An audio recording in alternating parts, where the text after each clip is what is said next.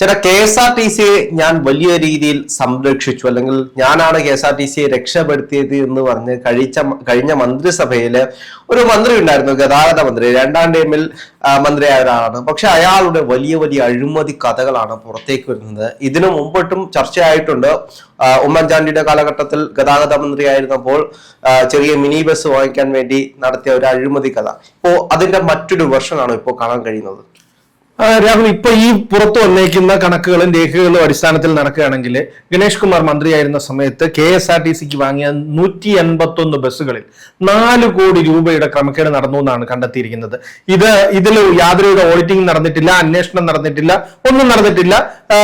പണം വാങ്ങിയിട്ടുണ്ട്, പണം 4 കോടി രൂപയുടെ ക്രമക്കേടുണ്ടെന്നുള്ളതാണ് തെളിയുന്നത്. അതായത് 181 ബസ്സുകളാണ് വാങ്ങിയത്.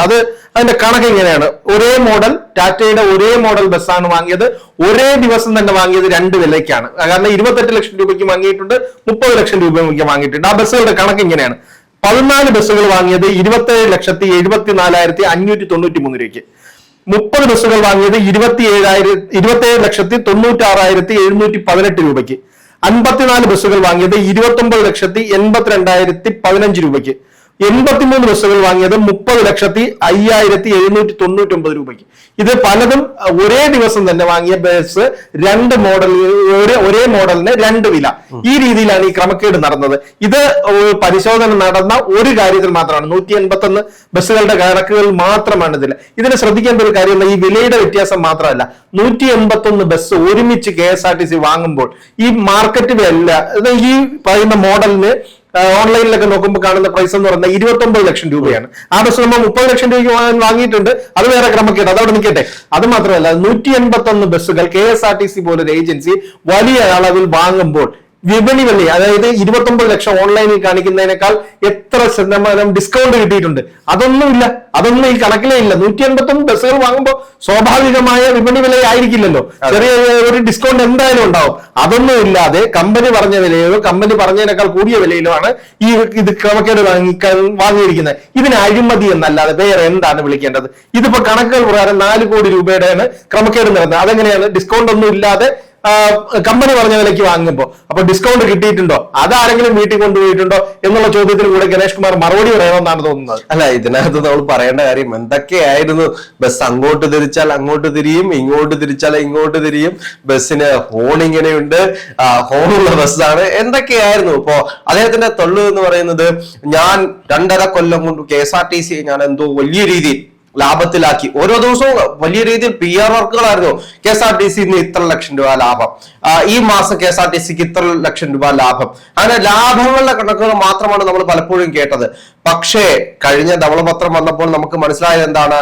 KSRTC വലിയ നഷ്ടത്തിലായിരുന്നു. ഇതിനപ്പുറത്തേക്ക് നമ്മൾ ശ്രദ്ധിക്കുന്ന മറ്റൊരു കാര്യമുണ്ട്.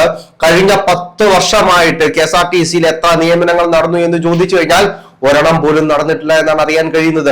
അതായത് PSC വഴി ഒരു നിയമനങ്ങൾ പോലുമില്ല. എല്ലാം ദിവസവേതനക്കാർക്ക് കൊടുത്തിരിക്കുകയാണ്. അപ്പോ എന്താണ് അവിടെ സംഭവിക്കുന്നത്? അവർക്ക് ശമ്പളം കൊടുക്കണ്ട, ദിവസവേതനമല്ലേ, ശമ്പളം കൂട്ടി കൊടുക്കണ്ട, പെൻഷൻ കൊടുക്കണ്ട. അങ്ങനെ 10 കൊല്ലം കൊണ്ട് KSRTC അങ്ങനെയാണ് ലാഭം ഉണ്ടാക്കിയിരിക്കുന്നത്. ആ KSRTC ഒന്നാമതേ നഷ്ടത്തിലാണ്. അതിന്റെ കൂടെയാണ് ഇത്രയും വലിയ അഴിമതി എന്ന് പറയുന്നത്. അത് ഒരു മാസത്തെ തന്നെ ഏകദേശം, ഒരു ദിവസത്തെ തന്നെ ഏകദേശം 14 ലക്ഷം രൂപയ്ക്ക് മേലിലുണ്ട് എന്നാണ് അറിയാൻ കഴിയുന്നത്. ഇപ്പോ ചേട്ടൻ പറഞ്ഞ കണക്കുകൾ അനുസരിച്ചാണെങ്കിൽ 4 കോടിക്ക് മുകളിലുള്ള അഴിമതിയാണ് KSRTCയിൽ നടന്നിട്ടുണ്ട്. ഇതിന് മന്ത്രി കണക്ക് പറയേണ്ടി വരില്ലേ? തീർച്ചയായിട്ടും കണക്ക് പറയണം. കാരണം എന്ന് പറഞ്ഞു കഴിഞ്ഞാൽ മന്ത്രിയായിരുന്ന സമയത്ത് പറഞ്ഞ എന്താണ്? KSRTCയെ പ്രവർത്തന ലാഭത്തിലേക്ക് കൊണ്ടുവന്നു എന്നാണ്. എന്തെന്നെ കൊണ്ടുവന്നത്? കാരണം ടിക്കറ്റ് വരുമാനം കൊണ്ട് അവർ ജീവനക്കാർക്ക് ശമ്പളം കൊടുത്തോ? ഇല്ലല്ലോ. കാരണം എല്ലാ മാസവും 100 മുതൽ 125 കോടി രൂപ സംസ്ഥാന ഖജനാവിൽ നിന്ന് സർക്കാർ അങ്ങോട്ട് കൊടുത്താണ് ജീവനക്കാർക്ക് എല്ലാ മാസവും 1-ാം തീയതി ശമ്പളം കിട്ടിയത്. കളക്ഷൻ വരുമാനം കൊണ്ട് അവരുടെ ഓവർ ഡ്രാഫ്റ്റ് എടുത്താണ് ഇതിന്റെ ദൈനംദിന ചെലവുകളെല്ലാം നടന്നത്. ഈ സമയത്തെല്ലാം നടന്നത് മന്ത്രിയും മന്ത്രിയുടെ PR സംഘവും കൂടെ നടത്തുന്ന എക്സസൈസുകൾ മാത്രമായിരുന്നു. കേരളത്തിൽ ഇതുവരെ ഗണേഷ് കുമാർ അല്ലാതെ വേറൊരു ഗതാഗത മന്ത്രിയും വണ്ടി ഇറങ്ങുമ്പോൾ ഉടനെ ഓടിച്ചു നോക്കി അഭിപ്രായം പറയുന്ന ഒരു കാഴ്ച നമ്മൾ കണ്ടിട്ടില്ല. ഇതെല്ലാം ഗണേഷ് കുമാർ വരുമ്പോൾ മാത്രമാണ് കണ്ടത്. അത് ഉടുപ്പിൽ നിറയെ PR സംഘങ്ങളുടെയും ഓൺലൈൻ മാധ്യമങ്ങളുടെയും മൈക്രോ കേറ്റാണ് മുഴുവൻ സമയം മന്ത്രിയുടെ സഞ്ചാരം പോലും. എല്ലാ ബസ്സുകളെ കുറിച്ച് അഭിപ്രായം പറയുന്നു, പുതിയ ബസ് ഇറങ്ങുമ്പോൾ അത് ഓടിക്കുന്നു. ഈ പുതിയ ബസ് ഇറക്കിയതൊക്കെ ഈ അഴിമതിക്കാണെന്നുള്ളതാണ് ഇപ്പൊ കണക്ക് വരുന്നത്. ഇത് കൃത്യമായി പറയണ്ടേ, മറുപടി പറയണം തന്നെയാണ്. ഇതിന് സ്വാഭാവികമായിട്ട് ഈ സർക്കാർ ഈ കണക്കുകളെല്ലാം പുറത്തു വന്നിട്ടുണ്ടെങ്കിൽ അതിലൊരു വിജിലൻസ് അന്വേഷണം എന്തെങ്കിലും കൃത്യമായ പരിശോധന നടത്തും എന്ന് ഉറപ്പാണ്. കാരണം കാരണം അത്രയ്ക്ക് മാത്രം കഴിഞ്ഞ 10 വർഷം കേരളത്തെ ഭരിച്ച് മുടിച്ച ഒരു സംവിധാനമാണ് ഉണ്ടായിരുന്നത്. അതിൽ ഗണേഷ് കുമാറും പങ്കാളിയായില്ല. ഓരോ ദിവസവും വരുന്ന അഴിമതി കണക്കുകൾ എന്ന് പറയുന്നത് വലിയ അഴിമതിയുടെ കണക്കുകളാണ് വരുന്നത്. പക്ഷെ ഇതിനകത്തേക്ക് ഗണേഷ് കുമാറിന് നമ്മളൊരു മാനുഷിക പരിഗണന കൊടുക്കണം. ഞാൻ പറയുന്നത് എന്റെ പേഴ്സണൽ ആയിട്ട് അഭിപ്രായത്തിൽ പറയുകയാണ്, ഗണേഷ് കുമാറിന് നമ്മളൊരു മാനുഷിക പരിഗണന കൊടുക്കണം. ഇത് അഴിമതിയായിട്ട് നമ്മൾ കണക്കാക്കരുത്. കാരണം അദ്ദേഹത്തിനുള്ള 5000 കാമുകിമാരുണ്ട്. 5000 കാമുകിമാർക്ക് ചെലവിന് കൊടുക്കണമെങ്കിൽ എത്ര രൂപയാകുമെന്ന് എല്ലാവർക്കും പറയാവുന്ന കാര്യമാണ്. അപ്പൊ അതിനു വേണ്ടിയിട്ട് കുറച്ച് പൈസ KSRTC നിന്നും അദ്ദേഹം എടുത്തു.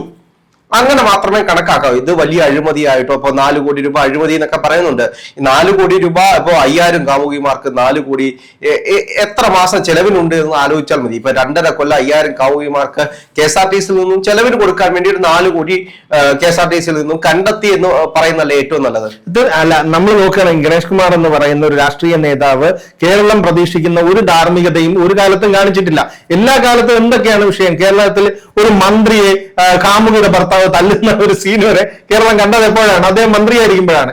ഇപ്പൊ തന്നെ എന്താണ് ഒരു ആരോപണം ഉയർന്നപ്പോൾ ആ ആരോപണത്തിന് മറുപടിയായി പറഞ്ഞ എന്താണ്? എല്ലാം എനിക്ക് 5000 കാമുകിമാരുണ്ട്, അതെല്ലാം പത്തനാപുരത്തുകാർക്ക് അറിയാമെന്ന്. പത്തനാപുരത്തുകാരെല്ലാം അറിഞ്ഞു, അവരത് നോക്കി വെച്ച് അവർക്ക് കൊടുക്കാനുള്ള പണി കൃത്യമായിട്ട് കൊടുക്കുകയും ചെയ്തു. അതുകൊണ്ടാണ് കുടുംബ സ്വത്ത് പോലെ കൈ വെച്ചിരുന്ന മണ്ഡലത്തിൽ തോറ്റു വീട്ടിയിരിക്കുന്നത്.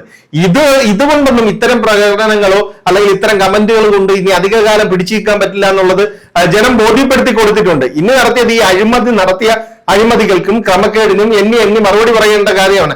ഇപ്പൊ ഗണേഷ് കുമാറിനോട് ചോദിച്ചാൽ എന്റെ സ്വത്തുവകകളുടെ കണക്കും ആന ഉണ്ടായിരുന്നതിന്റെ കണക്കും ഒക്കെ ആയിരിക്കും പറയാൻ പോവുക. പക്ഷെ അതല്ലല്ലോ, ഇവിടെ ജനങ്ങള് നഷ്ടത്തിലിരിക്കുന്ന ഒരു KSRTCയിൽ മന്ത്രിയായിരുന്ന സമയത്ത് ബസ് വാങ്ങിയതിൽ ഇത്ര കോടിയുടെ ക്രമക്കേടുണ്ട്. അത് അദ്ദേഹമല്ല അഴിമതി നടത്തിയെങ്കിൽ അദ്ദേഹം പറയണം ഇത് ആരാണ് നടത്തിയതെന്ന് കണ്ടെത്തണം, ഞാൻ അത് ഒരു ഭാഗവുമല്ല, ഈ അഴിമതി നടത്തിയത് ഉദ്യോഗസ്ഥരാണെങ്കിൽ ഉദ്യോഗസ്ഥരാണെന്ന് പറയണം. എനിക്ക് അതിന്റെ ആവശ്യമില്ല എന്നാണല്ലോ എല്ലാ കാലത്തും പറയാം. വണ്ടിയുടെ ഹോണ് നോക്കുന്ന ഒരാള്, വണ്ടിയുടെ ചേസ് ബോർഡ് നോക്കുന്ന ഒരാള്, വണ്ടിയുടെ സ്റ്റിയറിംഗ് നോക്കുന്ന ഒരാള് വണ്ടിയുടെ കണക്ക് നോക്കിയില്ല എന്ന് പറയുന്നത് വളരെ തമാശ ഉള്ള ഒരു കാര്യമാണ്. അതിനപ്പുറത്തേക്ക് മനസ്സിലാക്കേണ്ട കാര്യം, ഇപ്പൊ ഗണേഷ് കുമാറിനോട് ചോദിച്ചു കഴിഞ്ഞാൽ ചേട്ടൻ നേരത്തെ പറഞ്ഞതുപോലെ അയ്യോ എനിക്ക് ഇത്ര കോടി ആസ്തിയുണ്ട്, ഇത്രയും കോടിയുള്ള ആസ്തി, ചെറിയ പ്രായം തൊട്ട് ഞാൻ കാശ് കണ്ടു കിടക്കുന്ന ഒരാളല്ലേ. ഇതേ ആൾക്കെതിരെയാണ് പത്മകഭയുമായി ബന്ധപ്പെട്ട് പുനലൂര് 4.5 കോടിയുടെ അഴിമതിയാണ് അവിടെ NSSൽ നടത്തിയത് എന്നുള്ള ആക്ഷേപത്തിലാണ് അദ്ദേഹത്തിനെ പുറത്താക്കുന്നത്. അദ്ദേഹത്തിനെ വെറുതെ അല്ലല്ലോ പുറത്താക്കുന്നത്. ഇപ്പൊ 50 ലക്ഷത്തിന് തീരേണ്ട ഒരു കെട്ടിട നിർമ്മാണം 4.5 കോടി രൂപയിൽ എങ്ങനെ എത്തി എന്ന് ചോദിച്ചതിന്റെ പേരിലാണ് അയാൾ എന്നെ ചോദിക്കാൻ നീ വളർന്നോ എന്നുള്ള രീതിയിൽ വലിയ സംഘർഷം ഉണ്ടാക്കുകയും അവസാനം NSS പുറത്താക്കുകയും ചെയ്തത്. ഇതെല്ലാം ഇപ്പോ അദ്ദേഹത്തിനെതിരെ വേറെ ഒരുപാട് അഴിമതി ആരോപണങ്ങളുണ്ട്. ഇപ്പൊ 1-2 ബാങ്കുകൾ കിടന്നു, അതായത് പുനലൂരും പത്തനാപുരവും കേന്ദ്രീകരിച്ചുള്ള 1-2 ബാങ്കുകളിൽ നിന്നും കോടാനുകോടി രൂപ എടുത്തുകൊണ്ടുപോയി എന്നുള്ള ആരോപണം അദ്ദേഹത്തിനെതിരെ ഉണ്ട്. അപ്പൊ ഇതെല്ലാം അവിടെ നിലനിൽക്കുന്നുണ്ട്. ഇതൊന്നും അദ്ദേഹം തള്ളിപ്പറഞ്ഞിട്ടില്ല. എന്താണെങ്കിലും ഇതിന് അദ്ദേഹം കണക്ക് പറയേണ്ടി വരും. കാരണം ഇത് KSRTCയുടെ പൊതുമുതലാണ്, സാധാരണ ജനങ്ങൾക്ക് വേണ്ടിയിട്ടുള്ളതാണ്. ഇതിന് അദ്ദേഹം കണക്ക് പറഞ്ഞേ മതിയാകും.